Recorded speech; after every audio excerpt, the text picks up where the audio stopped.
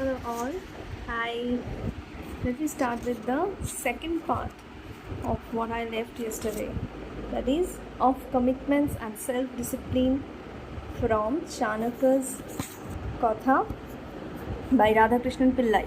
Second part is Acharya Katha. Kings were often educated in philosophical matters and given a spiritual foundation right from their days in the Gurukul, which were residential schools where pupils lived with their guru.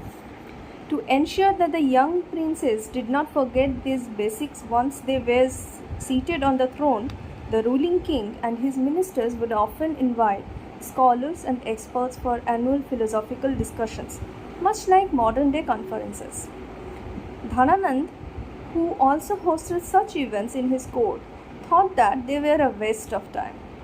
But because this was a practice started by his ancestors, he had to maintain the tradition. Once, during such an event with many scholars who had come to present new ideas, Dhananand was absent. Without the king, the discussions could not begin. The prime minister in Dhananand's court was Amarta Rakshas, a great scholar on the Vedas who were much respected for his knowledge and wisdom. He was the king's trusted advisor and then de facto ruler of his kingdom. Amarta Rakshas realized that Magad was in danger of losing its respect among intellectual community owing to Dhananand's absence from the meeting. To prevent this from happening, he rushed to Dhananand's chamber and found him carousing with his dasis. Maharaj, the wise men and scholars await you in the court. Please accompany me as Magad needs its king. You can continue with your activities later. Replied the ruler, Mahamatta Rakshas, had anyone else said this to me, I would have had him executed. No one has the right to command the king, but as I admire you, I will come. But once in the royal court, Dhananand began losing interest in the discussion and even started to ridicule the scholar.